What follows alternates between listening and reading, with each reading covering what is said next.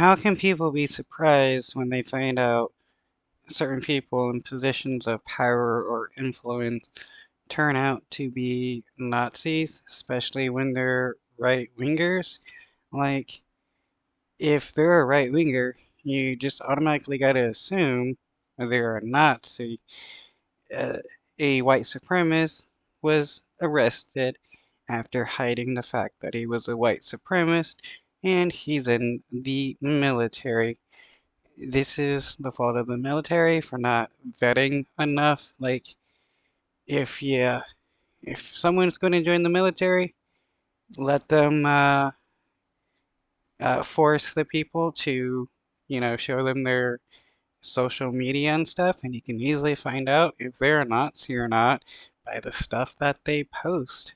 And if they're unwilling to show the media, show you their, social media posts, and that's a big red flag there, especially when they're going to join the military and become property of the government. A U.S. Army soldier is under arrest in North Carolina accused of hiding his neo-Nazi ties.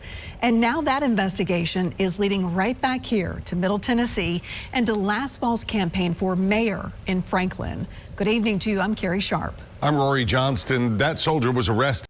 Honestly, it's no surprise that this Nazi came from Tennessee, a state that is pretty red and pretty racist. I mean, you can find a large number of really awesome people in Tennessee, but there's also a lot of Nazis and Confederate losers living in Tennessee. After researchers linked him to a social media account that targeted people who were perceived to be enemies of then candidate Gabrielle Hanson. And among those people threatened, our very own chief investigative reporter, Phil Williams.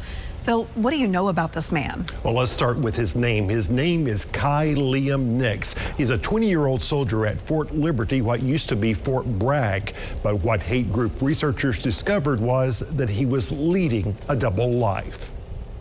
Kai Liam Nix, investigators discovered, was part of the Patriot Front, a white supremacist group that created a scene last month with its march through downtown Nashville. And investigators recently discovered that when Gabrielle Hanson showed up at a candidates forum last fall in the company of neo-Nazis, Nix was providing support on the right-wing social media app called Telegram. Well, Kai Liam Nix, we found operating a Telegram channel called Appalachian Archives, which was later rebranded to American Archives.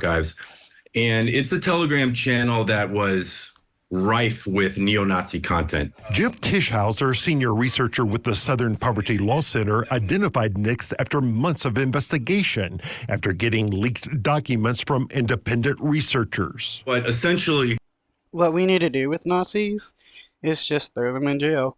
Why act like these people have like some kind of freedom of speech, stuff like that, when they're nothing but terrorists who are seeking to genocide many people in the United States? They're a terrorist hate group, and every single Nazi should be thrown in jail. We could easily get rid of the Nazis if we just put them in jail.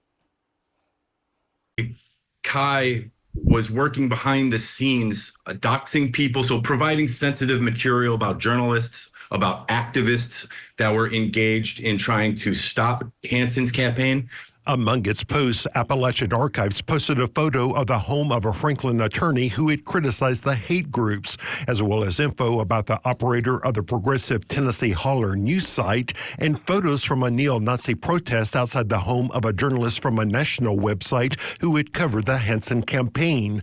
The protesters held up a sign declaring freedom of press is not freedom of consequence. Bill, this guy was the one targeting you, making the threats, demanding that you post this video. After one of the neo-Nazis recorded an interview with a member of Hanson's campaign, Appalachian Archives warned me of consequences if I did not comply with their demands to air the video. The post ended, "This is our only warning. Always watching, always listening, always near." It takes a lot. So they're threatening violence if a person doesn't post their video.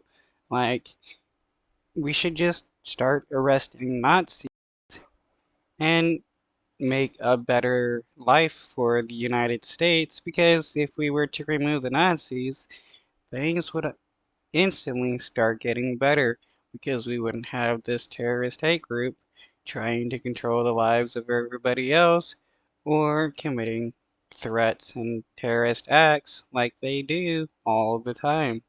A lot to shock me, particularly, in this world of tracking neo-Nazis.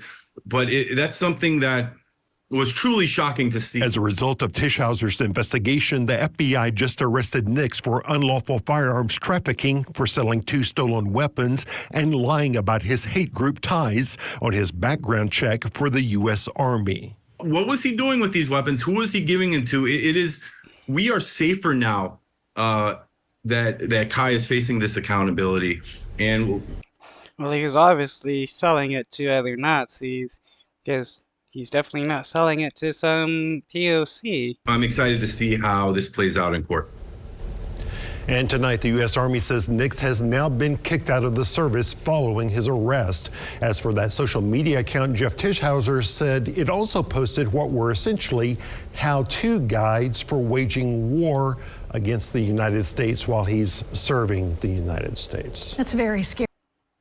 This is why the government should be investigating people in the military to make sure they're not, Nazis.